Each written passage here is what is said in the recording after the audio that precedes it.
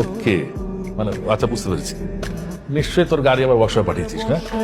তো ওয়ার্কশপের ছেলেকে বাসানো দরকার ছিল কি? ম্যানেজারকে ফোন করতে বিল পাঠিয়ে দিত। ম্যানেজার দেখো বিল কত হয়েছে, দিয়ে দাও। পাপাই অনেক, আই লাভ হিম। বসো প্লিজ প্লিজ। তুমি? আমি একটা ওয়ার্কশপ চালাই। ও আচ্ছা আচ্ছা, মানে জেসিকা যেখান থেকে গাড়ি রিপেয়ারিং করে ওটা তোমারই ওয়ার্কশপ? জি। পাপাই জানো, ও অটোমোবাইল ইঞ্জিনিয়ার, আর নিজের চেষ্টায় ওই ওয়ার্কশপটা স্টাবলিশ করেছে। অনেক হার্ড ওয়ার্কিং ছেলে ও বাবা। Good, very good. তোমার ওয়ার্কশপটা জানো কোথায়? উত্তরা, দিয়াবাড়ি। মানে ওয়ার্কশপে টোটাল ইনভেস্টমেন্ট কত? এখন পর্যন্ত অলমোস্ট 1 কোটি। আচ্ছা আচ্ছা, 1 কোটি। ইয়ারলি টার্নওভার কেমন? 30-40 লাখ। বাহ, তাহলে তো ভালোই। তুমি তো বেশ সচ্ছল। আমাদের কোম্পানির ইয়ারলি টার্নওভার কত? স্যার 5,000 কোটি টাকার মতো। আমাদের এই বাড়িটার দাম আনুমানিক কত হবে? স্যার আনুমানিক 25 কোটি টাকা তো হবে। আমার মেয়ে মানে জেসিকার মান্থলি হাত খরচ কত? স্যার কোনো মাসে 8 লাখ, কোনো মাসে 10 লাখ।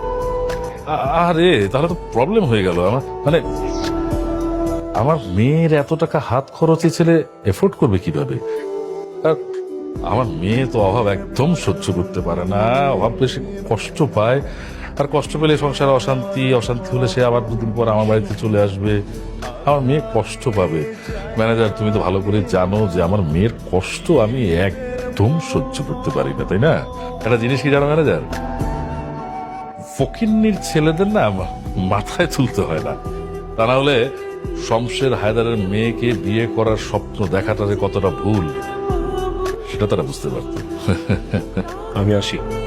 যাও, তবে একটা কথা মনে রেখো, এ যাওয়াই যেন শেষ যাওয়া হয়। হলের বিড়াল আসলে এভাবেই বের হয়।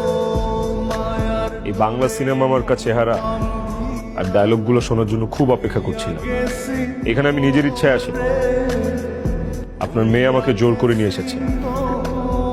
আমি তো আপনাকে আগেই চিনে ফেলেছিলাম, চিনতে পারিনি আপনার মেয়ে। আপনার মেয়ের কাছে তো আপনি অনেক বড় hero, Papai the sailor man. Sad but true, আপনি একজন টোটাল 0%। এই ব্যর্থতাও আপনার। আপনি যাকে ফকিন্নির ছেলে বলছেন, আপনার মেয়ে তার জন্য পাগল। আপনার মেয়ে তাকে ভালোবাসে, অন্ধের মতো ভালোবাসে। আপনি শুধু জেসিকার বাবা দেখে আপনাকে সম্মান দিয়ে কথা বলছি, না হয় এতটা ভদ্রও আমি না। আপনি যদি ভেবে থাকেন আপনাকে ভয় পেয়ে, আপনার কাছ থেকে থ্রেট গুলো পেয়ে আমি জেসিকার জীবন থেকে সরে দাঁড়াবো, তাহলে ভুল করছি। একমাত্র খোদা না চাইলে জেসিকার লাইফ থেকে আমাকে কেউ সরাতে পারবে না। আসি।